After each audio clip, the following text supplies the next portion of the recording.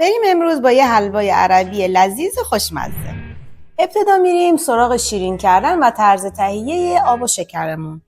مقادیر آب و شکری که تو کپشن براتون نوشتم و با هم دیگه توی قابلمه حل میکنیم و روی حرارت قرار میدیم. میرسیم به اصلی ترین مرحله تهیه حلوا که اونم مخلوط کردن شیر و آردیه که مقادیرش رو براتون تو کپشن نوشتم. شیر و آرد رو با هم مخلوط میکنیم و روی حرارت ملایم قرار میدیم. انقدر این کار رو ادامه میدیم تا آرد و شیر به رنگ قهوه‌ای روشن در بیاد. بعد از اینکه خامی مواد گرفته شد میایم بهش روغن رو اضافه میکنیم. یادتون نره هم زدن قسمت اصلی ماجراست.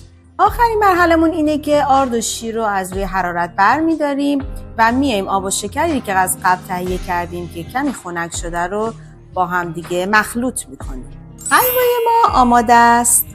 خوشحال میشم پیجمو دنبال کنید و نظراتتون رو با هم به اشتراک بذارید.